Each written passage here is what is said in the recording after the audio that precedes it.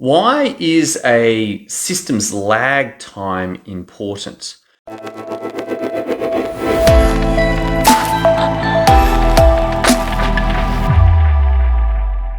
Let's start off with talking about, well, what is a system's lag time? And what I mean by this is how long does it take for you to get the results of that system? So a system's got some inputs, it's got some kind of raw materials, or whether that's ideas or literal physical raw materials, but they go in, a bunch of stuff happens to it, and out comes a result. And the system lag time essentially refers to how long does it take to go from the beginning of the system through to getting that result. Many systems will be fast. They'll be very quick. It might be measured in minutes or hours, but some big systems, some complex systems may have months or years before you see the actual results. This is important because it means that any changes that you make to how the system is done may not show up for a long time. That if a system has a lag time of 10 minutes, I can make a change and 10 minutes later, I will know whether that change had an impact on the results. But if that system has a 3-month lag time and I make a change, I won't know whether that change had an effect for 3 months. This is a problem if you're trying to work out or troubleshoot a system that's not working so well. You actually have to document very carefully the change that was made to that particular run of the system and ensure that no other changes are made to that system, otherwise you'll have confounding factors. If you do want to speed up the testing process, so let's say that you're unhappy with making one change every 3 months, and instead you wanted to make multiple changes during that time frame and then get the results over a period of time, then you're going to need to track those separated systems very carefully. And only one change gets made each time. You got to document which work had the one change and what the result was for each of those times. Let's say that that system runs every 2 weeks, but it takes 3 months to get the results through. You need to be on point, because if you don't track that stuff, you will be confused at the end of that time of what did what changes were made, what outcomes were made. Another way to do this, instead of trying to run concurrent experiments, is that you run multiple systems at once of the variations of that same system. So one system has a change, another system has a different change, a third system has a third change, but they're all essentially the same system, just with 3 different changes. You could then run this, and 3 months later you will have 3 separate results. And this is logistically maybe quite a bit easier because it's relatively clean. Here's system 1 with change 1, here's system with change 2, here's a system with change 3, and here's the outcomes at 3 months. You can look at them and make changes from there. The downside, well, you need to have the capacity to run 3 variants of that same system at the same time. This might be physically very difficult if we're talking about a large production line, actually duplicating, or in this case, triplicating, if that's the right word. I don't know if it's the right word. Triplicate, making the system in triplicate could be very expensive if you're talking about large complex systems.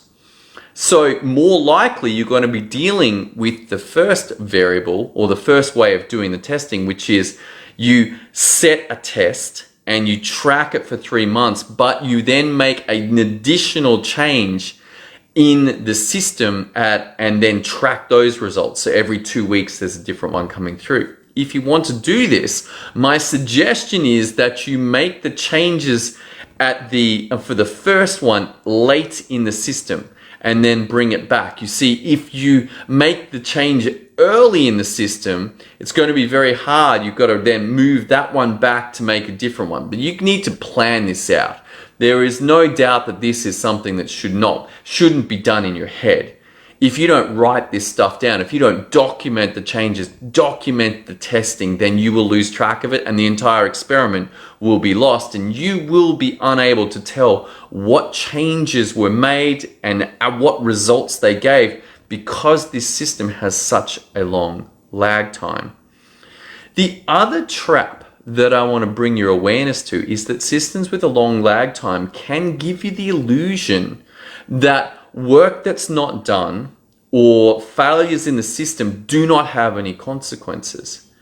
You see, on that 3-month system, let's say that for whatever reason you don't realize it, but work stops 2 weeks in, but you don't see the consequences of that for 10 weeks later. And so for 10 weeks, you're thinking everything is fine. The system appears to be working, but suddenly at 10 weeks, the system fails.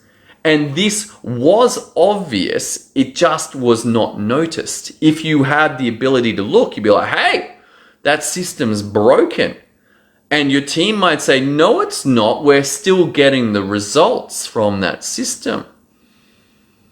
This is a major trap that can happen when you're not thinking in systems, when you're not paying attention to all of the processes that must happen to get you that results of that system.